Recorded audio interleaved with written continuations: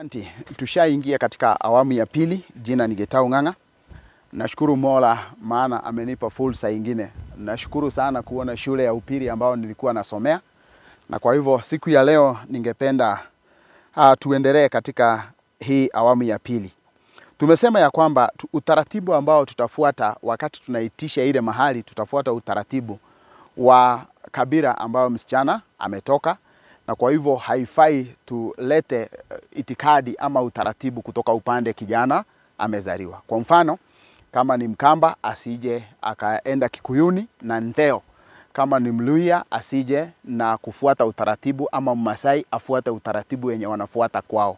Ni sharti akija afuate utaratibu wa Kikuyu kama anataka ile ndoa iweze kusimama na isiwe na vita vyovyote vya kiroho, vita vyovyote ambazo zitakuwa zikipigana na hiyo boma.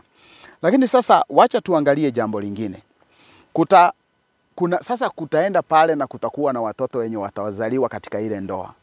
Wale watoto ambao watakuwa wamezaliwa katika ile ndoa, kuna majina yenye wale watoto watapewa. Iwapo umeoleka katika kabila, kwa mfano umetoka Kikuyuni. Kikuyu huwa tuna alternate in the naming of children. Mtoto wa kwanza wa kiume na wa kike wanaitwa upande wa baba. Lakini wa pili na wa nne kufuatana hivyo, following the gender, wanaitanishwa upande ya mama. Ukienda kwa mfano katika kabila la Waluo, wanaitanisha kufuata mila zingine. Kwa mfano, which time of the day. Vitu kama hizo. And who is popular among the masses. Vitu kama hizo. So wewe ukienda pale umeoleka, umetoka wewe si Mkikuyu, ni Mkikuyu na umeoleka pale kwa Waluo. Usiende ukazaa mtoto ya pili ukaanza kufikiria mama yako ukaanza kumuita Wairimu. Hapana. Hautafuata the naming system ya kabila ambao umetoka ukiwa msichana. Maana ukiwa msichana ukioleka katika kabila lingine, hauna budi kufuata mila na desturi za hiyo kabila. Kwa hivyo hautafuata utaratibu wa Kikuyu tena. Maana wamekuja wameleta mahali, na kuna tambiko ambao tulifanya baadaye tukiwa kama ukoo, tukakupeana na tukakuachilia, tukapeana wewe katika hiyo jamii hiyo ingine. Kwa hivyo kama ulikuwa umetoka katika jamii ya Wakikuyu, tulikupeana katika jamii ya Waluhya na hauna budi kufuata mila na desturi za Waluhya. The naming system utafuata hiyo. Pia nayo hiyo ni mzuri kujua hivyo. Iwapo kuna uwezekano wowote hile boma ama kutokea kwamba mmeshindwa kuelewana na yule mume wako, sasa pia kuna utaratibu ambao unafaa kufuatwa. Maana katika kikao ambacho kiliweza kukawa, wazee waliweza kukaa chini wakaongea juu ya ile ndoa. Iwapo ile kikao waliongea wakifuata mila za Wakikuyu, hawana budi kufuata taratibu za kuvunja ndoa za Wakikuyu. Na watakuwa wanahusisha wale wazee katika hiyo jamii hiyo ingine. Iwapo huyu msichana alioleka katika Wamasai, hawana budi kuongea na wazee wa Kimasai ndio waweze kufanya tambiko ya kuvunja ile ndoa kufuata utaratibu wa Kimasai. Lakini kisha wakija kupanda wa Kikuyu, ni sharti kwa sababu waliweza kukaa chini na wakafuata mila na desturi za Wakikuyu za kumaliza ndoa. Maana ndoa iliweza kuhalalishwa kufuatia tambiko la Kikuyu. Na kwa hivyo ndio ile ndoa iweze kuvunjwa ama kumalizwa, hawana budi kufuata ile tu mila yenye walikuwa wamefuata. Na kwa hivyo ni vizuri tufuate mila ambayo itakuwa inaeleweka na itakuwa inafaa. Kuna wakati mwingine ambao mambo inatokea hivi. Ya kwamba kwa mfano, kama ni Waluhya walikuja katika boma ya Mkikuyu, wakaweza kufanya matambiko ya Kikikuyu. Iwapo walikuja wakafanya hiyo matambiko, kwa bahati mbaya ile mboma ikashindwa kusimama, kama vile nimesema ya kwamba mizimu inaweza kuwa ile mizimu yao iliweza kusababisha ile ndoa haikusimama. Na kwa hivyo, kwa sababu walitumia mila na desturi za Waluhya, na mimi najua Waluhya ni wengi, natumia tu kwa mfano. Iwapo walifuata mila na desturi za wale watu, wakija kumaliza hii ndoa, hawawezi kumaliza hiyo ndoa kufuata mila na desturi za Kikikuyu. Maana katika kile kikao hawakuongea Kikikuyu, hawakufanya matambiko yanayofuata desturi za Kikikuyu. So itabidi wao wafuate ile tu mila, wafuate tu ile itikadi ya wale watu ambao waliweza kukaa kikao pale. Wacha nitumie mfano ambao unatumika sana. Kwa mfano, wasichana wa Kikuyu ni wengi sana ambao wameenda kuoleka kule Ukambani. Na wakienda kuoleka kule Ukambani, kawaida katika Ukambani kuna ntheo ambao inatolewa mbuzi pengine 3, 5, 7, 9 namna hiyo. Na katika zile mbuzi unastukia ya kwamba kuna moja beberu ambao ni ya kuchinjwa.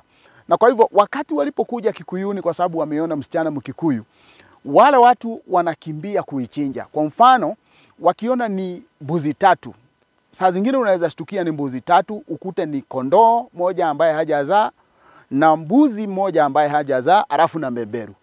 So wakati wale Wakikuyu wanapoona pale, wanafikiria ni zile mbuzi 2 zetu ambazo kawaida huwa tunazitumia ndio tuweze kutayarisha mahali kuletwa.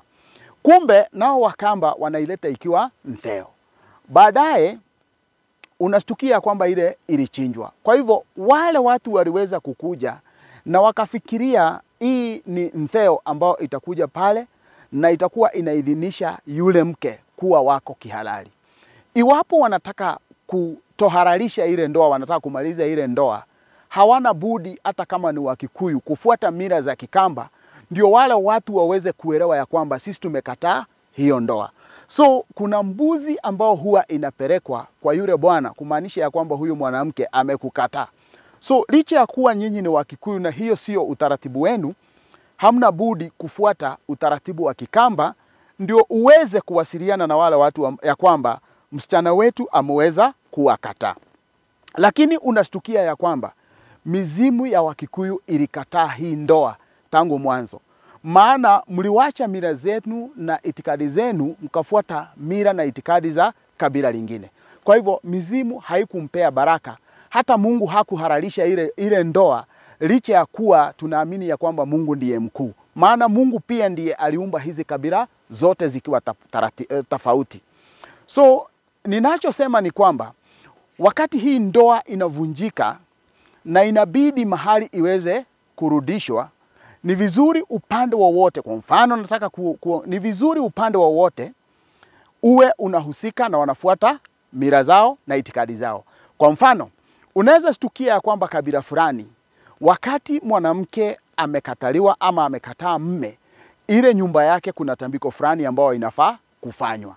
Kwa hivyo uwezi kuzuia wale wenye ile kabila waweze kufanya matambiko, kwa sababu yule kijana pia naye akibaki atakuwa anahitaji mke mwingine. Na kwa hivyo iwapo nyinyi ni Wakikuyu na mnataka kufanya hivyo, itabidi nyinyi mfanye tambiko lenu la Kikikuyu na wao pia wafanye tambiko la hiyo kabila ingine. Kwa hivyo kulingana na vile ulikuwa unataka kujua kabisa kuhusu hilo jambo, pia ningetaka kumalizia hivi. Iwapo ni watoto ambao wamezaliwa katika ile ndoa na ile ndoa imesimama, Mungu ni mkuu, anasimamisha ile ndoa. Na wewe ulikuja msichana wako akaoleka na kabila lingine, wewe ukiwa Mkikuyu, na ukaitisha ile mbuzi, kwa mfano kama ni ile mbuzi 100, kuna ile ya kuchinjwa, kuna ile ya ukoo, hizo vitu zote zikatolewa. Huyo msichana wako akienda katika kabila lingine, aende kwa mfano ameenda ameoleka na Wasomali, pengine tuseme ameenda ameoleka na Wachaga, kwenye ameenda ameoleka kule, wewe ukienda pale, kama wao huwa wanaitisha ng'ombe jike, hata kama hakutoa ng'ombe jike kwako, yeye anafuata mila za kikwao na anafuata za kikwao, maana msichana huyu hataozwa venye mama yake aliozwa, kwa sababu ametoka katika kabila lingine. Lakini iwapo ni kabila moja, hapo ndio tunaweza kusema pengine njia utaratibu kulingana na jamii tofauti, utaratibu pengine unaweza ufuate utaratibu wa upande wa umama. Na kwa hivyo naona ni vizuri, kwa sababu mlikuwa mmeomba tutumie lugha hiyo ya Kiswahili ama Kimombo, nafikiria hili ni jambo ambalo litakuwa wazi kwa kila mmoja wetu. Lakini pia wacha niguzie kidogo, kwa sababu kuna wenzetu ambao hawako nchini hapa Kenya, pengine wanaweza kuwa wako ng'ambo, pengine yule mtu ameoleka na mzungu, na akioleka na mzungu, wale wazungu pengine wao hawana hii mambo ya kulipa mahali, lakini huwa wanatumia vitu kama gifts.